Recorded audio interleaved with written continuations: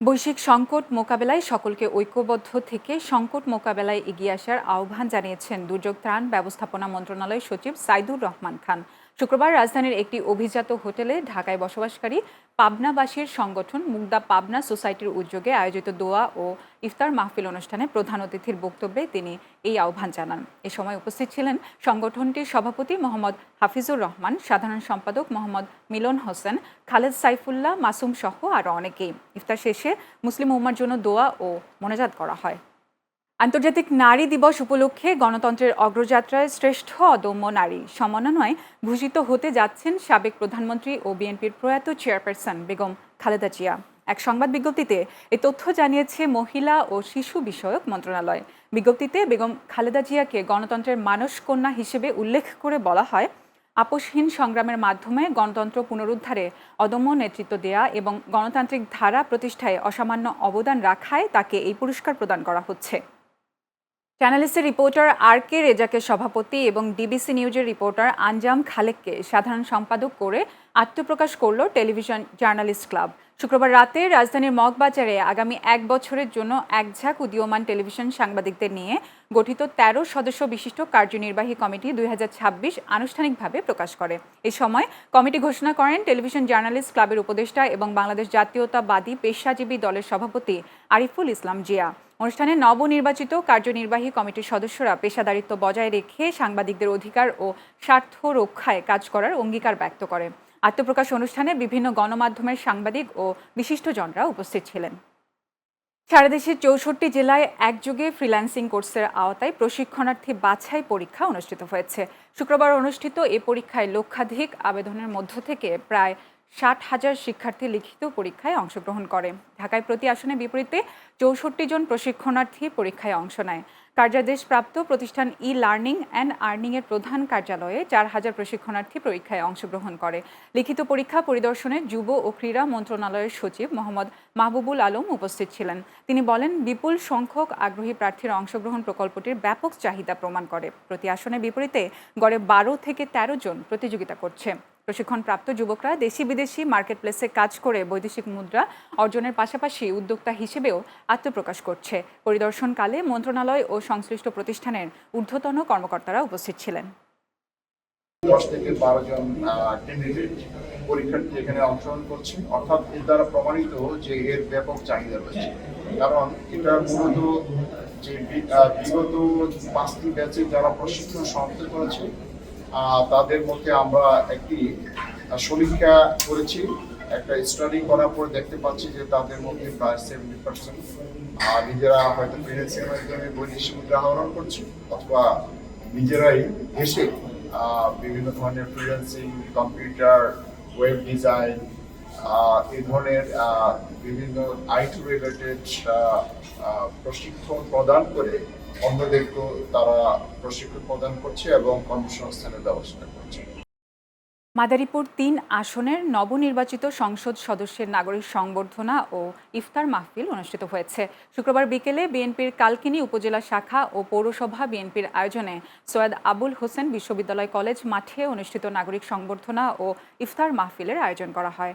S M Mahbub Hossain Munshi সঞ্চালনায় অনুষ্ঠানে সভাপতিত্ব করেন বীর মুক্তিযোদ্ধা মোহাম্মদ ফজলুল হক ব্যাপারী। এ সময় প্রধান অতিথি হিসেবে উপস্থিত ছিলেন মাদারীপুর 3 আসনের নবনির্বাচিত সংসদ সদস্য আনিসুর রহমান তালুকদার খোকন।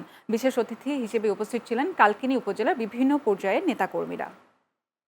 খুলনার তেরোখাদা উপজেলায় অপরাধ নিয়ন্ত্রণ ও আইন শৃঙ্খলা পরিস্থিতি স্বাভাবিক রাখতে সুধী সমাবেশ অনুষ্ঠিত হয়েছে। শুক্রবার বিকেলে উপজেলার কোলা পাটগাতি মাধ্যমিক বিদ্যালয় প্রাঙ্গণে তেরোখাদা থানার আয়োজনে এই সমাবেশ অনুষ্ঠিত হয়। সমাবেশে প্রধান অতিথি হিসেবে উপস্থিত ছিলেন খুলনা রেঞ্জের ডিআইজি মোহাম্মদ রেজাউল হক। বিশেষ অতিথি ছিলেন খুলনার পুলিশ সুপার মোহাম্মদ মাহবুবুর রহমান। অনুষ্ঠানে সভাপতিত্ব করেন খুলনা সার্কেলের অতিরিক্ত পুলিশ সুপার সাইফুল ইসলাম। সমাবেশে এলাকার বর্তমান আইন শৃঙ্খলা পরিস্থিতি নিয়ে বিস্তারিত আলোচনা করা হয় এবং সাধারণ মানুষের মতামত ও অভিযোগ শোনা হয়। এ সময় জনপ্রতিনিধি, রাজনৈতিক নেতা, শিক্ষক এবং বিভিন্ন গণমাধ্যমের সাংবাদিকরা উপস্থিত ছিলেন। নারায়ণগঞ্জের সিদ্ধিরগঞ্জ থানা পুলিশের বিশেষ অভিযানে মাদক কারবারি সহ মোট 34 জনকে গ্রেফতার করা হয়েছে। শুক্রবার দুপুরে বিষয়টি নিশ্চিত করেছে মোহাম্মদ আব্দুল বারিক। বৃহস্পতিবার রাত থেকে শুরু হওয়া অভিযান চলে শুক্রবার সকাল পর্যন্ত। রাতভর সিদ্ধিরগঞ্জ থানা এলাকার বিভিন্ন স্থানে অভিযান পরিচালনা করে পুলিশ। অভিযানে 21 জন মাদক কারবারিকে গ্রেফতার করা হয়। এ সময় তাদের কাছ থেকে হেরোইন ও ইয়াবা ট্যাবলেট উদ্ধার করা হয়। এই ঘটনায় সিদ্ধিরগঞ্জ থানায় মাদকদ্রব্য নিয়ন্ত্রণ আইনে 3টি মামলা দায়ের করা হয়েছে। এছাড়া সাজাসহ বিভিন্ন পরোয়ানার ভিত্তিতে 7 জনকে এবং অন্যান্য মামলায় আরও 6 জনকে গ্রেফতার করা হয়। গ্রেফতারকৃত মোট 34 জন আসামিকে আইনি প্রক্রিয়া শেষে আদালতে সোপর্দ করা হয়েছে।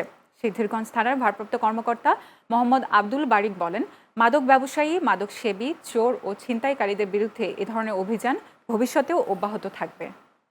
রংপুরে চ্যানেলসের উদ্যোগে এতিম শিক্ষার্থীদের নিয়ে ইফতার ও দোয়া মাহফিল অনুষ্ঠিত হয়েছে। পীরগঞ্জে ফরিদপুর হাফিজিয়া মাদ্রাসার মুহতামিম আলহাজ এনামুল হকের সহযোগিতায় এবং চ্যানেলসের জেলা প্রতিনিধি মোহাম্মদ রবিউল ইসলামের উদ্যোগে এ ইফতার মাহফিলের আয়োজন করা হয়।